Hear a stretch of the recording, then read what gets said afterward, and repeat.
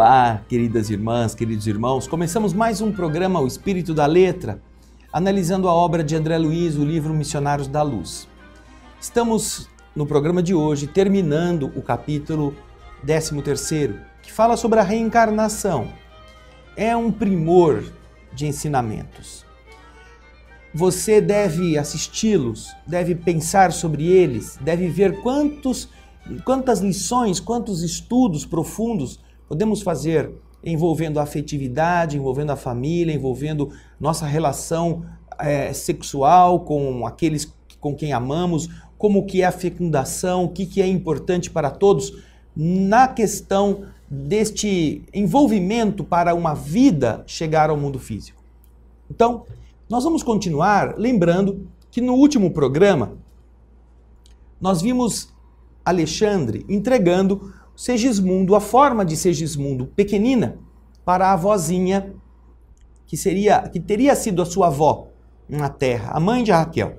Então você vai ver na tela essa imagem da avózinha recebendo o espírito de Segismundo das mãos de Alexandre, esperando o momento da união de Segismundo com o futuro corpo. Agora nós vamos acompanhar o texto em que André Luiz vai relatar o que vai acontecer logo a seguir. Então ele diz assim, olha, logo após, penetrávamos o aposento conjugal, onde o espetáculo íntimo era divinamente belo. No leito de madeira, em macios lençóis de linho, repousavam dois corpos que a bênção do sono imobilizava. Mas ali mesmo, Adelino e Raquel nos esperavam em espírito. Eles haviam saído do corpo, o corpo dormia, mas fora do corpo, os dois estavam no mesmo ambiente, conscientes da grandeza da hora em curso.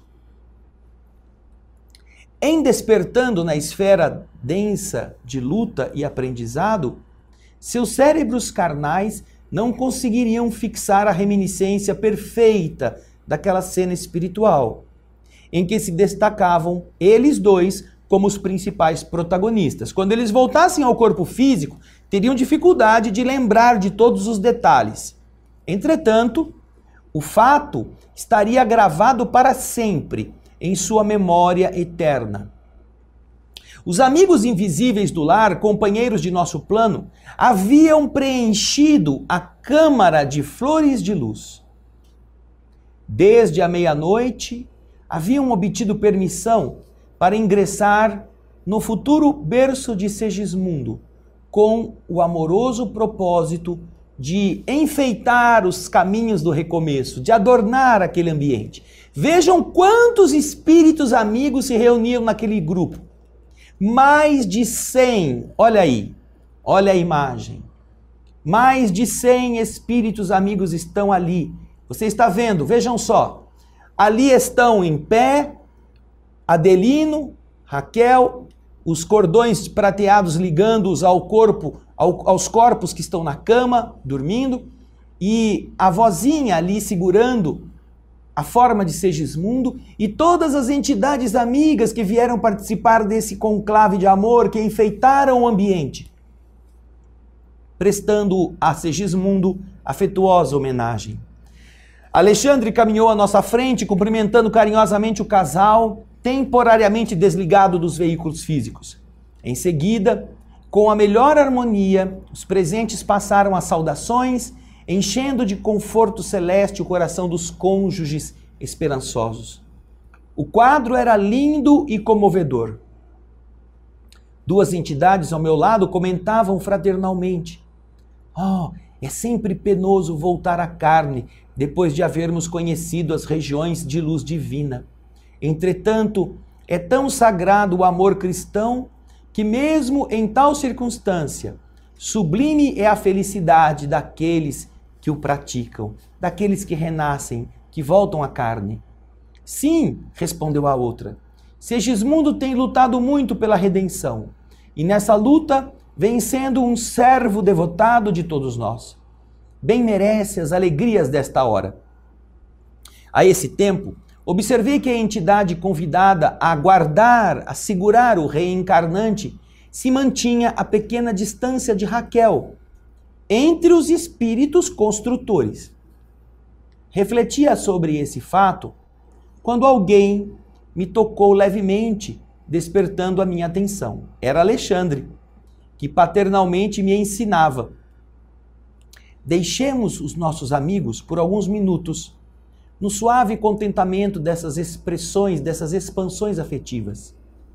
Iniciaremos o trabalho no momento oportuno. Perplexo diante dos fatos novos para mim, eu não acomodar o raciocínio em face dos múltiplos problemas daquela noite. Por isso mesmo, eu carregava alucinantes interrogações no meu cérebro. O orientador percebeu-me o estado de alma e, talvez por esse motivo, me deu a impressão de estar mais paciente comigo. Então, nesse instante em que eles estavam se cumprimentando, eu aproveitei e indiquei Segismundo, recolhido nos braços acolhedores que o guardavam, e perguntei: nosso irmão reencarnante vai se apresentar mais tarde entre os homens como ele vivia entre nós? Já que suas instruções se baseiam na forma perispiritual pré-existente, ele vai ter a mesma altura, bem como as mesmas expressões que o caracterizavam em nossa esfera? Alexandre respondeu sem titubear: André, raciocine devagar.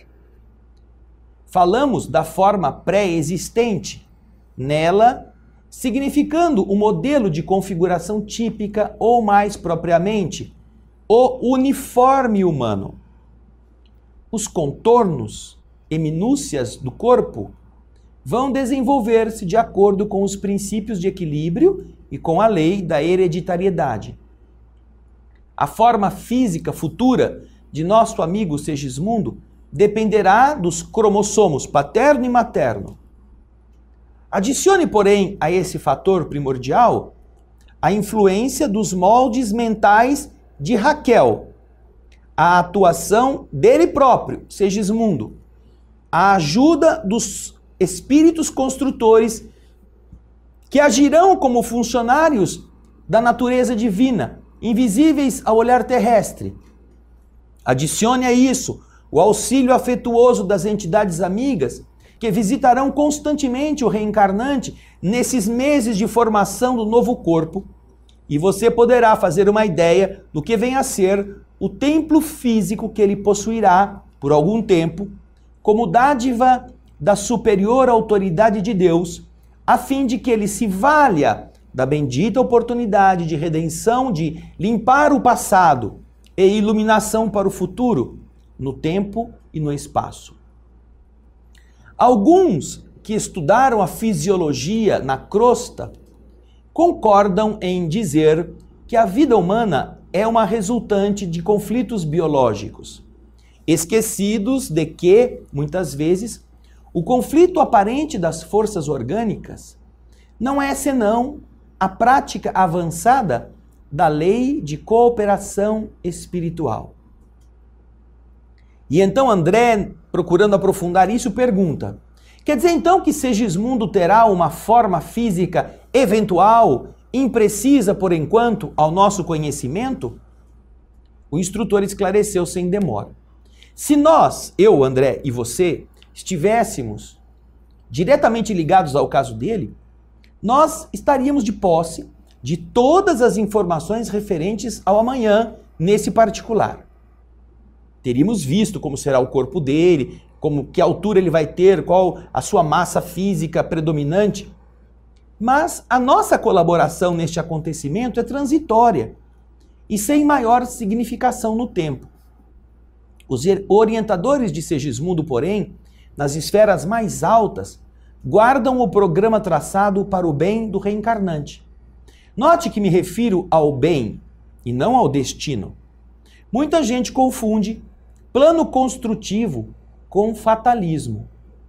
O próprio Segismundo e o nosso irmão Herculano estão de posse dos informes a que nos reportamos, porque ninguém penetra num educandário para estágio mais ou menos longo, sem finalidade específica e sem conhecimento dos estatutos a que deve obedecer.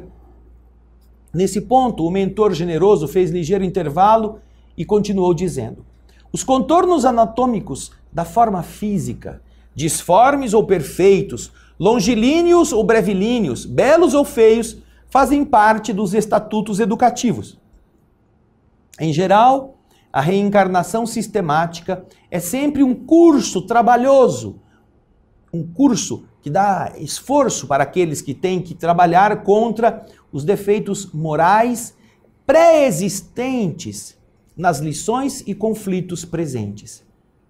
Pormenores anatômicos imperfeitos, circunstâncias adversas, ambientes hostis, constituem, na maioria das vezes, os melhores lugares de aprendizado e redenção para aqueles que renascem. Por isso, o mapa de provas úteis é organizado com antecedência, como o caderno de apontamentos dos aprendizes nas escolas comuns. Em vista disso, o mapa alusivo a Segismundo está devidamente traçado, levando-se em conta a cooperação fisiológica dos pais, a paisagem doméstica e o concurso fraterno que lhe será prestado por inúmeros amigos daqui. Imagine, pois, o nosso amigo voltando a uma escola que é a Terra. Assim, procedendo, alimenta o propósito que é o da aquisição de valores novos. Ora, para realizar isso, terá de submeter-se às regras do educandário, renunciando, até certo ponto, à grande liberdade de que dispõe em nosso meio. Voltar à Terra significa adequar-se, significa redisciplinar-se, reparar as coisas que já fez, reconstruir os equívocos de ontem em acertos de agora.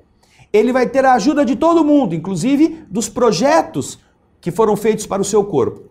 Mas vai depender dele ter vontade e aceitar, já que ele está sabendo o que ele veio fazer, como todos nós também passamos por isso, cumprir as disciplinas da renovação de si mesmo.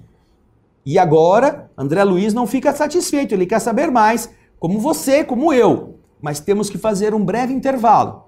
Quando voltarmos, vamos continuar a acompanhar o diálogo entre Alexandre e André Luiz. Espere aí rapidinho, a gente já volta.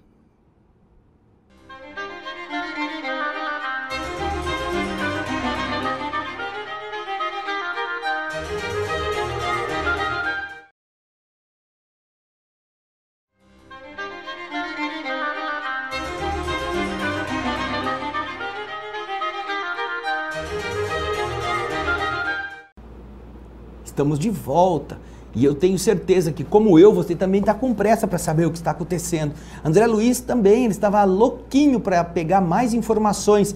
Ele é um excelente aluno, ele quer saber, ele quer informar-se.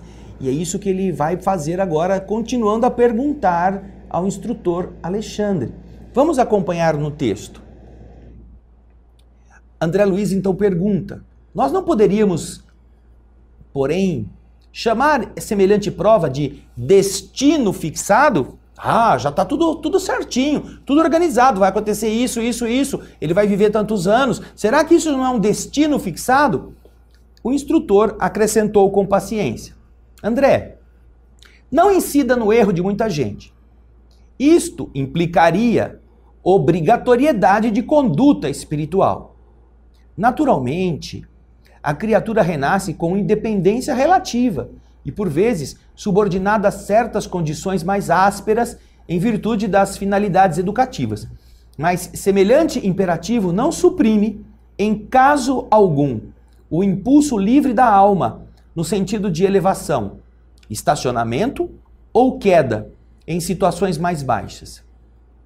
Existe um programa de tarefas edificantes a serem cumpridas por aquele que reencarna, onde os dirigentes da alma fixam a cota aproximada de valores eternos, que o reencarnante é suscetível de adquirir na existência transitória. Vejam só que coisa interessante. Volta o texto para você ler aí em casa. Veja só o que eles estão falando nesse trecho. Existe um programa de tarefas edificantes a serem cumpridas por aquele que reencarna. Um programa, X tarefas, onde os dirigentes da alma, aqueles espíritos que nos ajudam a reencarnar, fixam a cota aproximada de valores eternos que o reencarnante é suscetível de adquirir na existência que ele está vivendo agora. E o espírito que volta à esfera da carne pode melhorar essa cota de valores, ultrapassando a previsão superior pelo seu esforço próprio intensivo, ou afastar-se dela, enterrando-se ainda mais nas dívidas para com o próximo, menosprezando as santas oportunidades que lhe foram conferidas. A essa altura, Alexandre interrompeu-se, talvez ponderando o tempo gasto em nossa conversação, e como quem sentia necessidade de terminar a palestra, disse: todo o plano traçado na esfera superior tem por objetivos fundamentais o bem e a ascensão. E toda alma que reencarna no círculo da crosta, ainda aquela, mesmo aquela, que se encontre em condições aparentemente desesperadoras, tem recursos para melhorar sempre. Logo depois convidou-me, o orientador amigo, a nos aproximarmos do casal. Recordou Alexandre que a hora ia adiantada e deveríamos entregar aos cônjuges felizes aquele depósito sagrado, que era o filho. Os construtores, por intermédio do mentor que os dirigia, pediram-lhe fizesse a prece daquele ato de confiança e observei que profundo silêncio se fizera entre todos. Dispunha-se o instrutor ao serviço da oração quando Raquel aproximou-se e lhe pediu humildemente: boníssimo amigo, se for possível, desejaria receber meu novo filho de joelhos. Alexandre concordou sorrindo e, mantendo-se entre ela ajoelhada e Adelino, o futuro pai, que se conservava como nós outros de pé, extremamente comovido, começou a orar, estendendo as mãos generosas para o alto e dizendo: Pai de amor e sabedoria, digna-te abençoar os filhos de tua casa terrestre, que vão partilhar contigo neste momento a divina faculdade criadora. Senhor, faze descer, por misericórdia, a tua bênção neste ninho afetuoso, transformado em asilo de reconciliação. Aqui nos reunimos, companheiros de luta no passado, acompanhando um amigo que retorna ao testemunho de humildade e compreensão da tua lei. Ó Pai, fortifica-o para a travessia longa do rio do esquecimento temporário. Permite que possamos manter sempre viva a esperança. Ajuda-nos, ainda e sempre, para que possamos vencer todo o mal. Concede aos que recebem agora um novo ministério de orientação do lar, com o nascimento de um novo filho, a tua luz generosa e santificada, que dissipa todas as sombras. Fortalece-lhes, Senhor, a noção de responsabilidade.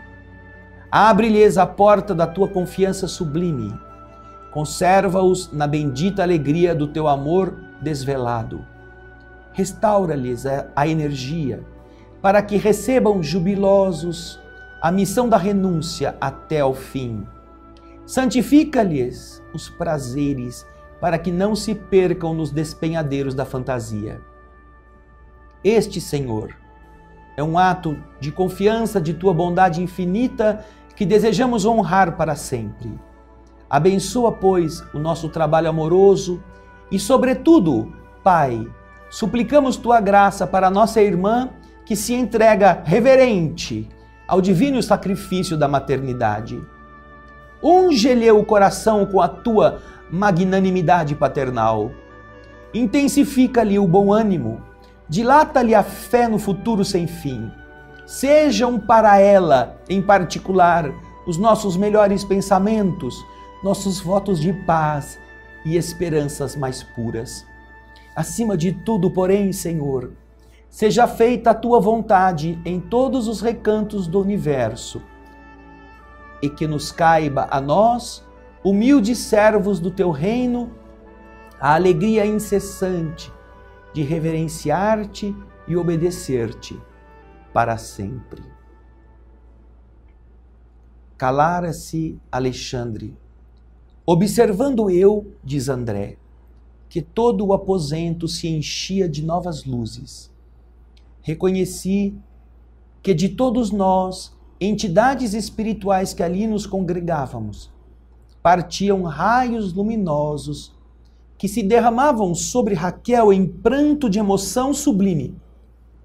Mas o fenômeno radioso não se circunscreveu a isso. Tão logo o meu orientador se calara, alguma coisa parecia responder à sua súplica. Leve rumor, que apenas encontrava eco em nossos ouvidos, se fazia sentir acima de nossas cabeças.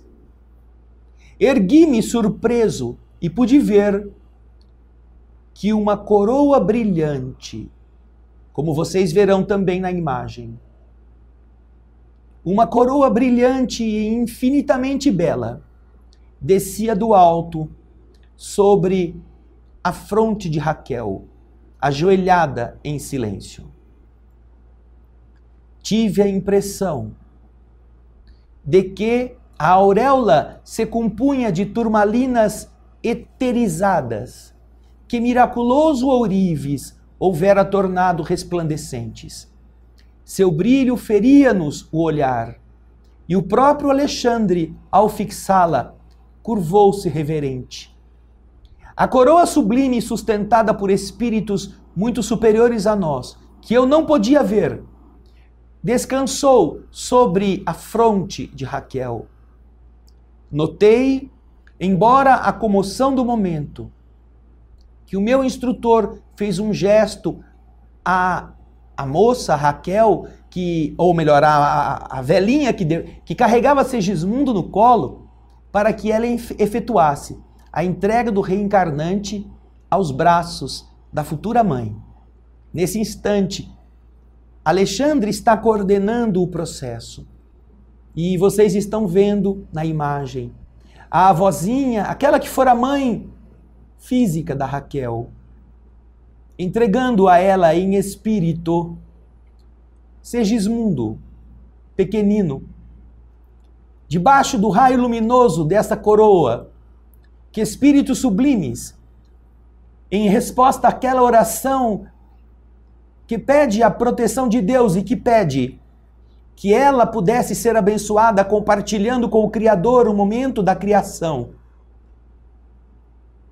para que a mãe pudesse dar início ao novo projeto, em que uma outra alma ganha a oportunidade de se tornar uma pessoa na Terra, com tarefas definidas, com as provas a enfrentar, com a construção de si mesmo, com a construção dos outros,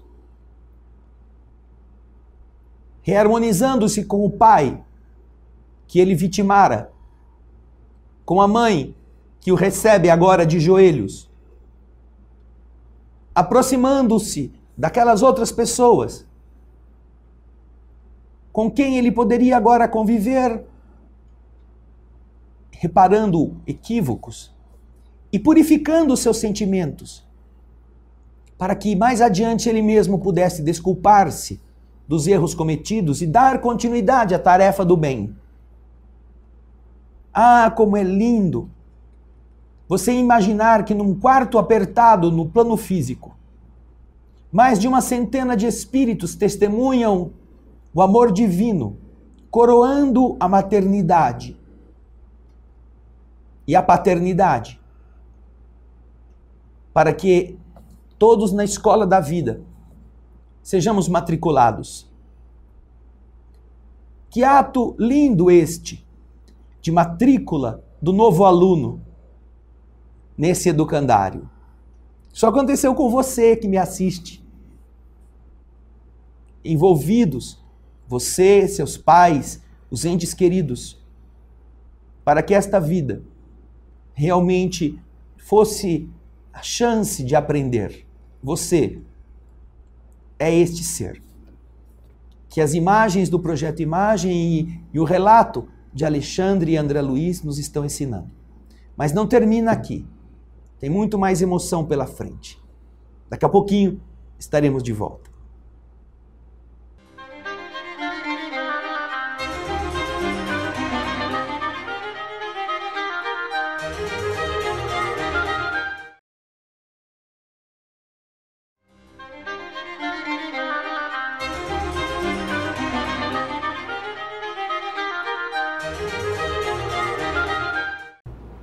Estamos de volta, estudando a parte final do capítulo 13, Reencarnação, do livro Missionários da Luz, escrito por André Luiz, espírito, através do médium Chico Xavier. Que bênção foi o que Chico Xavier fez para nós, não é mesmo? Permitir, suportando todas as dificuldades, que nós recebêssemos essas pérolas tão preciosas. Você viu no final do bloco passado o instante em que a coroa luminosa da vida é colocada sobre a futura mãe.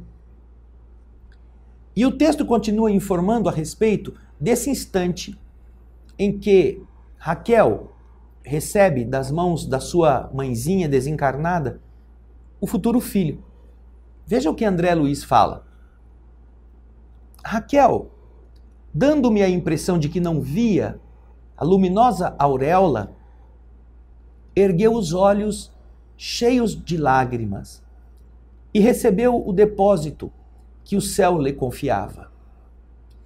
Alexandre estendeu-lhe a mão, ajudando-a a erguer-se, e vi que Adelino se aproximou da esposa, abraçando-a carinhosamente, beijando-lhe a fronte orvalhada de luz.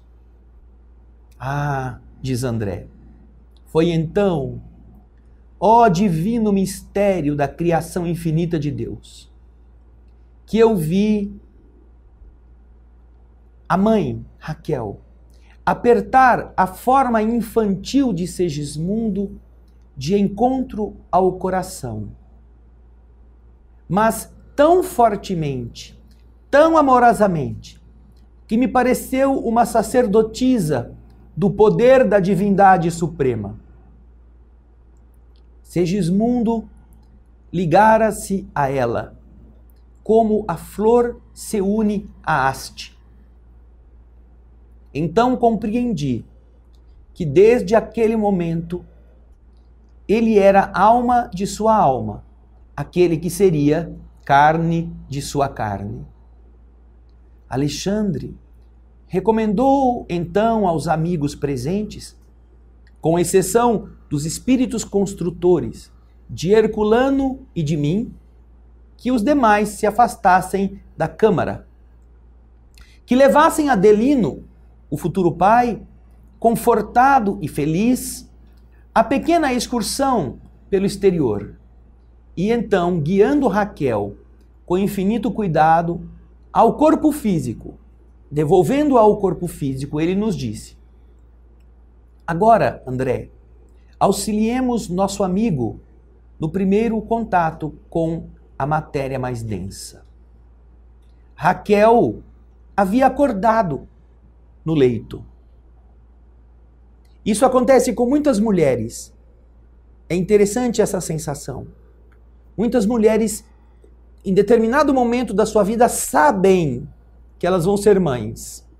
E é daí, é desta cerimônia, é deste contato com a beleza do espírito que elas retêm essa lembrança. Ela acordara, experimentando no coração estranha aventura. Abraçou-se instintivamente ao companheiro adormecido, como o navegante feliz ao sentir-se em porto de tranquilidade e segurança. Havia atravessado o espesso véu de vibrações que separa o plano espiritual da esfera física, e ela não guardava, não conservava qualquer lembrança precisa, exata, da sublime felicidade de momentos antes. Todavia, seu sentimento de júbilo permanecia ampliado. Suas esperanças transbordavam e uma confiança imensa no amanhã dava-lhe acalento ao coração. E então ela pensava contente: será que eu serei mãe pela segunda vez? Será? Acho que eu vou ser mãe de novo. Algo sublime, algo divino no coração da mulher. Essa ideia, que não estava no seu cérebro por acaso, dava-lhe um bálsamo à alma com deliciosa alegria. Estava pronta para o serviço divino da maternidade. Confiaria no Senhor como escrava da sua bondade infinita. A esposa de Adelino não via que Alexandre e os construtores espirituais lhe rodeavam a mente de sublime luz, banhando-lhe as ideias com a água viva do amor espiritual. Observando que a forma de Segismundo se ligara a ela por divino processo de união magnética, recebi a determinação do meu orientador para seguir-lhe de perto o trabalho de auxílio na ligação definitiva de Segismundo à matéria física, indicando os órgãos geradores de Raquel, ovário, útero, e fazendo incidir sobre eles a sua luz. Alexandre preveniu-me quanto à grandeza do quadro sob nossa observação, acentuando respeitosamente: aqui, André, temos o altar sublime da maternidade humana. Perante o seu augusto tabernáculo, ao qual devemos a claridade divina de nossas experiências, devemos cooperar na tarefa do amor, guardando a consciência voltada para a majestade suprema. É Deus que deve estar iluminando a nossa consciência no momento em que vamos tocar esta organização feminina. Inclinei-me, então, para esta organização feminina da nossa irmã reencarnada, dentro de uma veneração que eu nunca até então havia sentido. Auxiliado pela ajuda magnética do mentor, passei a observar as minúcias do fenômeno da fecundação. Através dos condutos naturais, corriam os elementos sexuais masculinos em busca do óvulo, como se estivessem preparados de antemão para uma prova eliminatória em corrida de 3 milímetros aproximadamente por minuto. 3 milímetros por minuto, os espermatozoides vão andando na busca do óvulo. Surpreendido, reconheci que o número deles se contava por milhões e que seguiam em massa para frente, em impulso instintivo, nessa sagrada competição. No silêncio sublime daqueles minutos, compreendi que Alexandre, em vista de ser o missionário mais elevado do grupo em operação de auxílio, dirigia os serviços graves da ligação primordial. Segundo eu entendi, ele podia ver as disposições cromossômicas de todos os princípios masculinos em movimento, de cada espermatozoide, depois de haver observado atentamente o futuro óvulo materno, presidindo ao trabalho prévio de determinação do sexo do corpo que se organizava. Após acompanhar, profundamente absorvido no serviço, a marcha dos minúsculos competidores que constituíam a substância fecundante, vocês vão ver aí na tela, Alexandre identificou aquele espermatozoide mais apto, mais adequado, fixando nele o seu potencial magnético, dando-me a ideia de que estava ajudando este espermatozoide a desembaraçar-se dos companheiros para que ele fosse o primeiro a penetrar a pequenina bolsa maternal, o óvulo. O elemento focalizado por ele ganhou nova energia sobre os demais e avançou rapidamente na direção do alvo. A célula feminina, que em face do microscópico projétil espermático se assemelhava a um pequeno mundo arredondado de açúcar, amido e proteínas, aguardando o raio vitalizante, sofreu a dilaceração da sua cutícula externa, à maneira de pequenina embarcação torpedeada, e imediatamente endureceu-se de modo singular, fechando todos os poros tenuíssimos que tinha à sua volta, como se estivesse disposta a recolher-se às profundezas de si mesma, a fim de receber, face a face, o esperado visitante, e impedindo a intromissão de qualquer outro dos competidores que haviam perdido a primeira posição na grande prova. Sempre sob o influxo luminoso magnético de Alexandre, o elemento vitorioso prosseguiu a marcha, depois de atravessar a periferia do óvulo, gastando pouco mais de 4 minutos para alcançar o seu núcleo. Ambas as forças, masculina e feminina, formavam agora uma só, convertendo-se, ao meu olhar, em tenuíssimo foco de luz. O meu orientador, absolutamente entregue ao seu trabalho, tocou a pequenina forma com a sua mão, mantendo-se no serviço de divisão da cromatina, cujas particularidades são ainda inacessíveis à minha compreensão, conservando a atitude do cirurgião seguro de si na técnica operatória. Em seguida, Alexandre ajustou a forma reduzida de Segismundo, que se interpenetrava com o organismo perispiritual de Raquel sobre aquele microscópico globo de luz, impregnado de vida. E observei que essa vida latente começou a movimentar-se. Aí está o instante deste processo em que um espírito enobrecido, capacitado, dá com a sua força a energia necessária para acontecer aquilo que você vai ver também numa outra imagem, o momento do espermatozoide penetrando no óvulo. Esse instante onde a vida está começando. E é com essa imagem que nós vamos terminar este bloco, para que possamos logo a seguir dar o encerramento deste capítulo 13º. Muito bonito, mas é muito lindo tudo o que vem pela frente.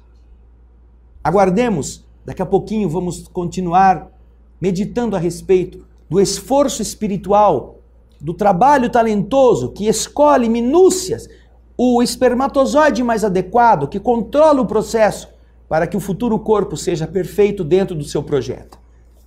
Veja só, daqui a pouquinho estaremos de volta.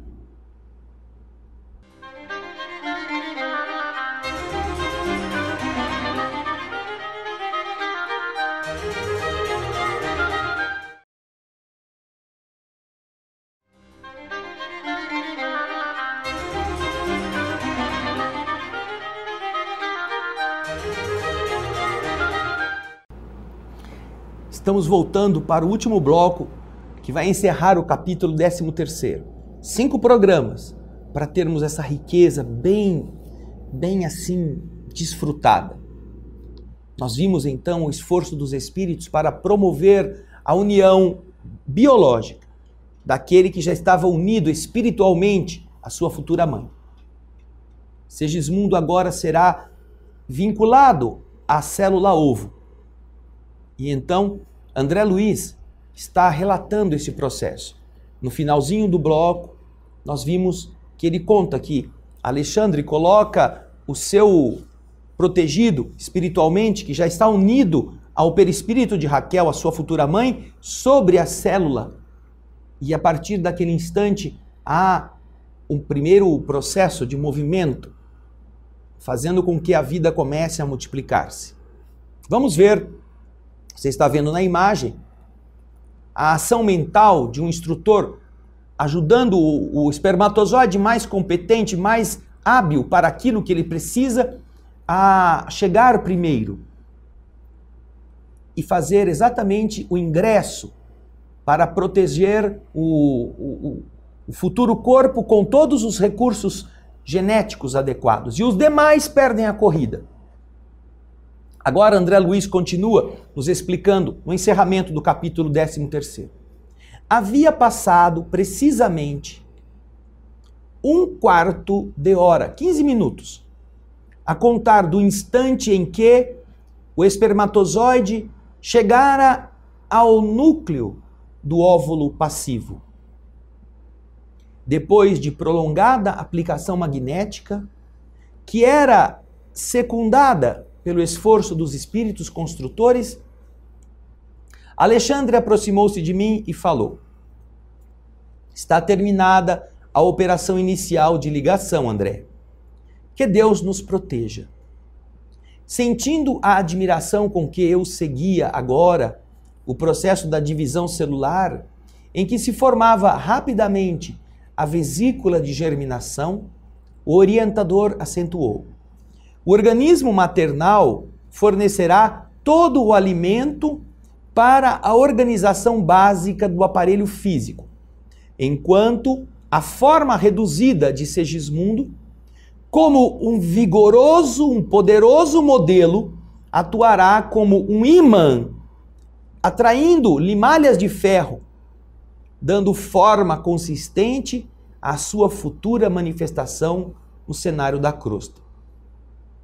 Estava boquiaberto diante do que me fora dado observar, e sentindo que o fenômeno da redução perispiritual de Segismundo era um fato espantoso aos meus olhos, o instrutor acrescentou com bondade: não se esqueça, André, de que a reencarnação significa recomeço nos processos de evolução ou retificação. Lembre-se de que os organismos mais perfeitos da nossa casa planetária procedem inicialmente da ameba. Ora, recomeço significa recapitulação ou volta ao princípio. Por isso mesmo, em seu desenvolvimento embrionário, o futuro corpo de um homem não pode ser distinguido da formação do réptil ou do pássaro. O que faz a diferença da forma é o valor evolutivo contido no molde perispiritual do ser que toma os fluidos da carne. Assim, portanto, ao regressar à esfera mais densa, como acontece a Segismundo, é indispensável recapitular todas as experiências vividas no longo drama de nosso aperfeiçoamento, ainda que seja por dias e horas breves, repetindo em curso rápido as etapas vencidas ou lições adquiridas, estacionando na posição em que devemos prosseguir no aprendizado. Logo depois da forma microscópica da ameba, surgirão no processo fetal de Segismundo os sinais da era aquática da nossa evolução, e assim por diante. Todos os períodos de transição ou estações de progresso que a criatura já transpôs na jornada incessante do aperfeiçoamento, dentro da qual nos encontramos agora na condição de humanidade. A hora ia muito avançada. Sentindo que Alexandre não se demoraria, aproximei-me ainda uma vez do quadro da formação fetal. O óvulo fecundado animava-se de profunda vida, evoluindo para a vesícula germinal. O orientador amigo convidou-me à retirada e falou: meu trabalho está terminado.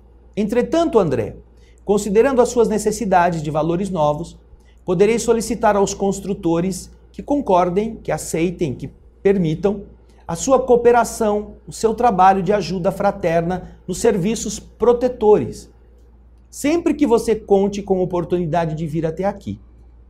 Nossa, fiquei muito feliz. Efetivamente, eu não desejava outra coisa. Aquele estudo de embriologia, sob novo prisma, era fascinante e maravilhoso. Enquanto dava expansão à minha alegria íntima, o generoso mentor combinava providências relativas à minha ajuda, ao meu concurso e aprendizado simultâneo, ouvindo os companheiros. Daí a momentos, quando trocávamos saudações de despedida, Herculano, com muita simpatia e acolhimento, declarou que permaneceria à minha espera sempre que eu pudesse voltar à residência de Adelino para colaborar nos trabalhos de proteção. Porque não é o fim. A reencarnação de Segismundo está começando, ou está na metade. Agora que já está ligado ao corpo, com todo este cuidado, eles terão que continuar avaliando passo a passo. Vocês veem que uma reencarnação, nas nossas observações humanas, ela vai levar 9 meses para concretizar-se com a exteriorização do corpo. Mas os espíritos consideram que ela vai até mais além. Leva ainda mais 6 a 7 anos para ela terminar. Mas nesses 9 meses, os instrutores, os espíritos construtores, os mentores espirituais estarão juntos, preservando, ajudando, e é o que o capítulo 14 vai nos mostrar. Mas até aqui, eu queria meditar com vocês, vendo tudo isto, vendo o esforço dos espíritos, vendo como cada encarnação é um trabalho dessa ordem. O que pensar, queridas irmãs, queridos irmãos, das pessoas que falam em suicídio, que defendem a eutanásia, que pregam que morrer é a melhor coisa que se pode fazer? Que pensar, queridas irmãs, queridos irmãos, daqueles que defendem as práticas abortivas, que depois de tanto trabalho, com tantas bênçãos, com tanta generosidade do plano espiritual, pregam o assassinato uterino? Que pensar das pessoas que estão praticando isto, nos compromissos que assumem,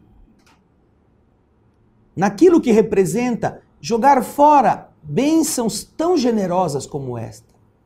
Certamente, e você que está assistindo pode conhecer alguém, ou mesmo pode ter passado por um processo desse tipo em algum momento da sua vida, certamente que quando você pratica um ato dessa natureza, sem conhecer a extensão deste trabalho, isso é alguma coisa ruim, mas ainda assim está sob o manto da escusa plausível ou da atenuação.